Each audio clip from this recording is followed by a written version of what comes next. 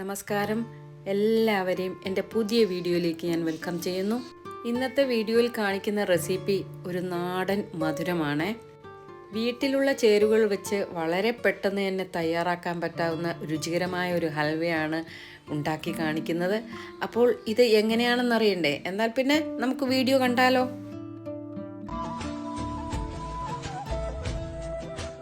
ഈ ഹൽവ ഉണ്ടാക്കാനായിട്ട് ഇവിടെ ഏകദേശം 100 ഗ്രാം ചെറുപയർ പരിപ്പ് തോട് കളഞ്ഞത് എടുത്തിട്ടുണ്ട്.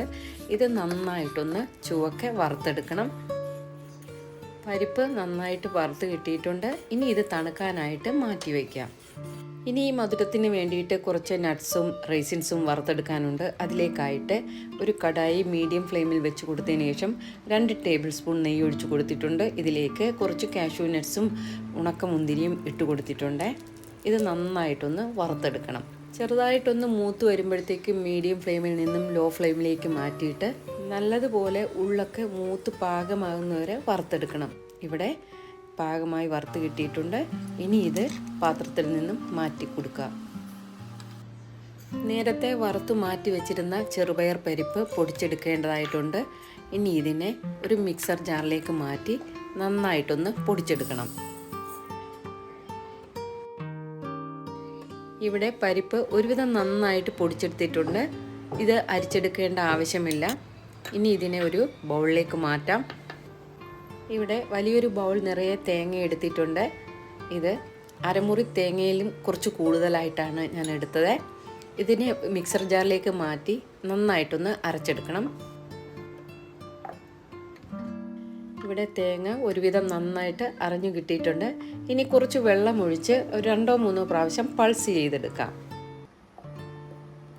തേങ്ങ അരച്ചെടുത്തിട്ടുണ്ട്. ഇനി ഇത് കുക്ക് ചെയ്യാനായിട്ട് ഒരു കടായിലേക്ക് മാറ്റാം.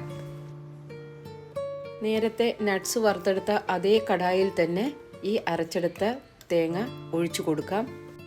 ആവശ്യത്തിന് നെയ്യ് അതിലുള്ളതുകൊണ്ട് നെയ്യ് ചേർത്തില്ല. വേണമെങ്കിൽ നിങ്ങൾക്കിവിടെ 1 സ്പൂൺ നെയ്യ് ചേർത്ത് കൊടുക്കാം. ഇനി ഇത് നന്നായിട്ട് വെന്ത് മണമൊക്കെ വരുന്നവരെ ഒരു 3-4 മിനിറ്റ് ഒന്ന് വഴറ്റി കൊടുക്കണം. ഇവിടെ വെള്ളം കുറച്ച് കൂടുതൽ വേണമെങ്കിൽ ചേർത്ത് കൊടുക്കാം. തിളയ്ക്കുമ്പോൾ വെളിയിലേക്ക് തെറിക്കുന്നതുകൊണ്ട് ഞാൻ കുറച്ച് മാത്രമാണ് വെള്ളം ചേർത്ത് കൊടുക്കുന്നത്.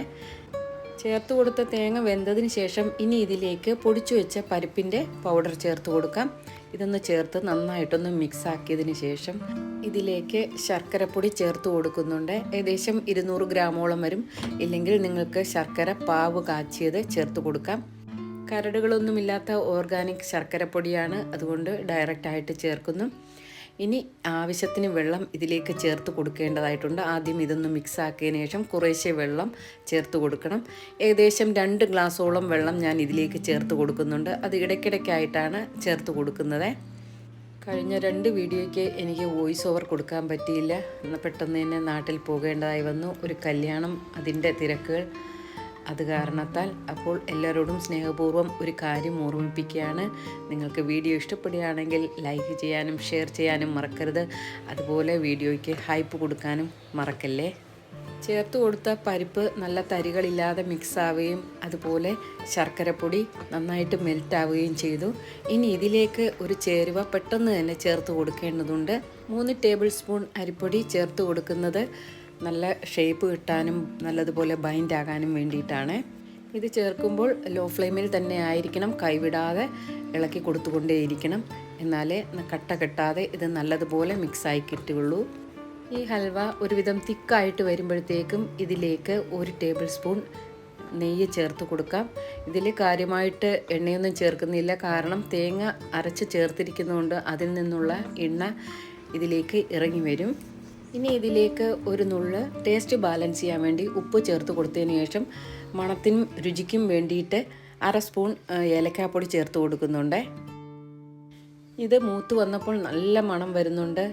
ചേർത്ത് കൊടുത്ത തേങ്ങയും അതുപോലെ നെയ്യും ഒക്കെ ചേർന്നിട്ട് ഇത് കഴിക്കാനും അതുപോലെ തന്നെയാണ്. തേങ്ങാ ഹൽവ റെഡി ആയിട്ടുണ്ട്. ഇനി ഇതിലേക്ക് നേരത്തെ വറുത്ത് മാറ്റി വെച്ചിരുന്ന നട്ട്സും മുന്തിരിയും ഒക്കെ ചേർത്ത് കൊടുത്ത് നന്നായിട്ട് മിക്സാക്കി കൊടുക്കാം. ഈ ഹൽവ തമിഴ്നാടിൻ്റെ മധുരമാണ്. തമിഴ്നാട്ടിലെ തേങ്ങ തിരട്ടിപ്പാൽ കേട്ടിട്ടുണ്ടാകുമല്ലോ, അതേ രീതിയിലാണ് ഞാനും തയ്യാറാക്കിയിരിക്കുന്നത്. ഇത് മിക്സ് ചെയ്യുമ്പോൾ ലോ ഫ്ലെയിമിലായിരിക്കണം. മിക്സ് ചെയ്ത് കൊടുക്കുമ്പോൾ വേണമെങ്കിൽ ഒരു ചെറിയ സ്പൂൺ നെയ്യ് ചേർത്ത് കൊടുക്കാം. ഞാനിവിടെ ചേർത്ത് കൊടുക്കുന്നുണ്ട്.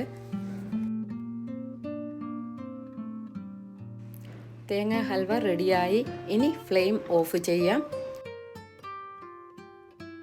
ഈ ഹൽവ തണുത്തതിന് ശേഷം ഏത് ഷേപ്പിൽ വേണമെങ്കിലും മുറിച്ചെടുക്കാം, അല്ലെങ്കിൽ ഇങ്ങനെ തന്നെ കഴിക്കാം. ഞാനിവിടെ ഒരു തവിയുടെ എടുത്തിട്ട് അതിൻ്റെ ഷേപ്പിലാണ് തയ്യാറാക്കി കാണിക്കുന്നത്. ഇങ്ങനെ തയ്യാറാക്കണമെന്ന് ഒരു നിർബന്ധമൊന്നുമില്ല.